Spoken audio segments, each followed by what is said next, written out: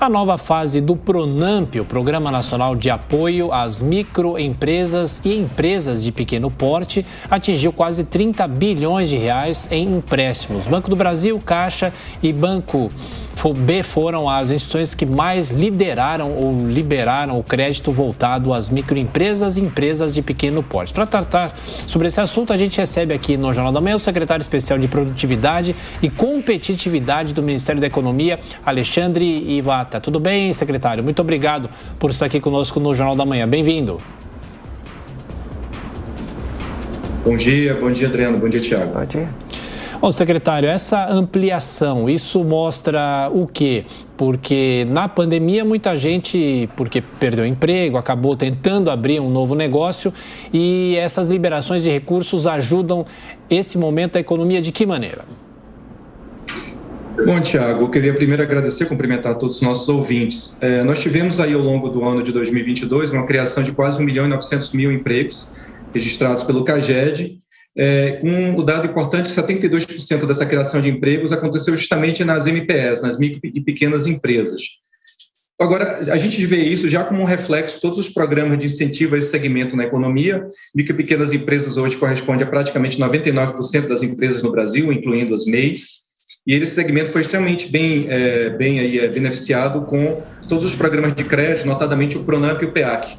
O PRONAMP e o PEAC, quando a gente olha o volume total de crédito despendido em 2020, 2021, a gente tem quase 160 bilhões em 1.100.000 operações. Já no período recente, agora nessa nova edição do PEAC e do PRONAMP, nós estamos falando de 38 bilhões, 30 bilhões do PRONAMP e 8 bilhões do PEAC, no total aí de quase 400.000 operações, então isso é dinheiro direto, aí, sendo que 83% disso vai para justamente MPS, que é quem justamente está gerando aí mais de 70% dos empregos nessa nossa retomada do crescimento agora durante o ano de 2022. Secretário, a pergunta é de Diogo Schelp. Secretário, bom dia. Uma questão importante para os micro e pequenos empresários, né, é a questão da taxação de dividendos, lucros e dividendos. Há sempre uma discussão em relação a isso. O ministro Paulo Guedes já mencionou que considera essa uma necessidade. O presidente Jair Bolsonaro também já mencionou que talvez seja necessário taxar os dividendos, inclusive para bancar o Auxílio Brasil no ano que vem. Como isso afetaria a renda enfim, e o empreendedorismo desses pequenos e microempreendedores?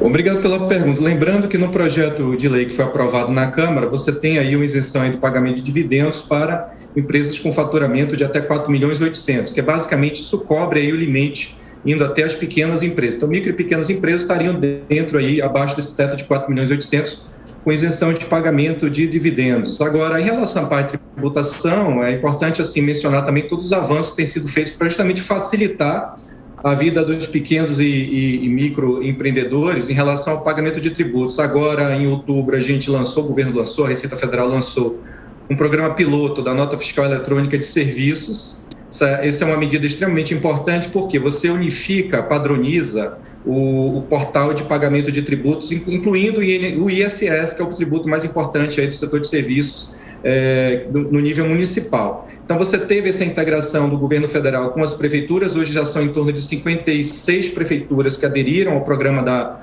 nota fiscal eletrônica de serviços, aí fica inclusive um chamamento para que outras prefeituras façam essa adesão. Agora, 56 prefeituras correspondem a quase 50% de toda a movimentação de ISS no Brasil. Então, praticamente metade do pagamento desse tributo já está incluído nessa facilidade aí que a Receita Federal trouxe. Roberto Mota. Bom dia, secretário. Qual ainda é a maior barreira para quem pretende abrir um pequeno negócio no Brasil?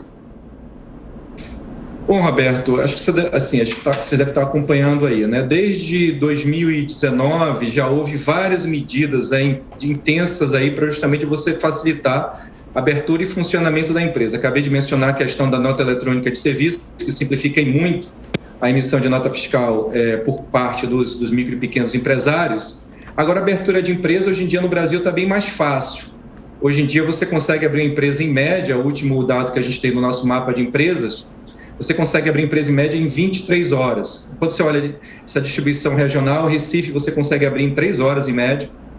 Aracaju a gente abre em 5 horas em média, no estado de Sergipe inteiro a média é de 10 horas. Então, realmente já tem uma facilitação grande na abertura de empresas. Isso, quando a gente olha, por que a gente chegou nesse número? Não necessariamente nós estamos falando de uma medida isolada, foram uma sequência de ações, aí, tanto legislativas quanto infralegais, para a gente chegar nesse patamar de 23 horas. Eu menciono, por exemplo, a Lei da Liberdade Econômica, que foi o primeiro passo importante para a gente avançar no funcionamento das empresas. Depois a gente teve a medida provisória de melhoria do ambiente de negócios e agora com a assinatura digital, né? Isso aí foi um ponto importante da minha assinatura do GovBR, que facilita a formalização, a abertura. Você não precisa mais ir ao cartório para fazer para ter sua documentação submetida para aprovação da empresa. Você pode fazer isso tudo no conforto da sua casa, utilizando a assinatura eletrônica avançada, a gente chama de avançada, que é a assinatura que está no GovBR, e é totalmente gratuita.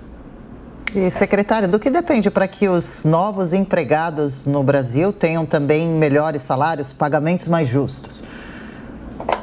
A gente está vendo, Adriana, nós vimos agora recentemente também que estamos vendo não só um aumento aí expressivo no número de empregos. Hoje em dia são 100 milhões de pessoas ocupadas no Brasil, isso aí é um recorde histórico no país.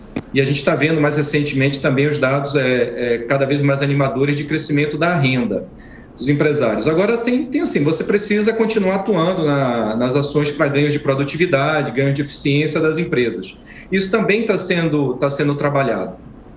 Eu gosto de citar sempre o exemplo do programa Brasil Mais. O programa Brasil Mais é um programa que está sendo capitaneado pelo SEBRAE, junto com o Ministério da Economia, com a BDI, com o BNDES e com o SENAI.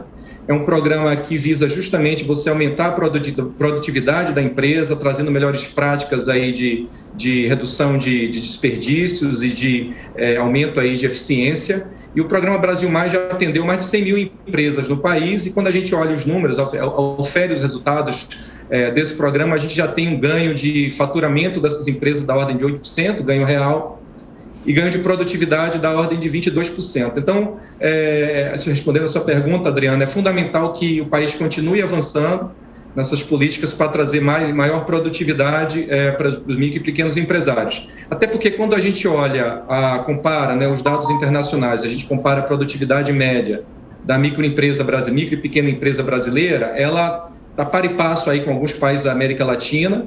Agora ela está abaixo quando você compara com a micro e pequena empresa de países da OCDE, por exemplo, que é o bloco que a gente está trabalhando arduamente para ascender, né, para ser inserido. Conversamos com o secretário especial de Produtividade e Competitividade do Ministério da Economia, Alexandre Wata. Tudo bem, secretário? Mais uma vez, obrigado por atender a Jovem Pan e bom fim de semana. Muito obrigado, Adriano. Muito obrigado, Thiago. Obrigada, senhor.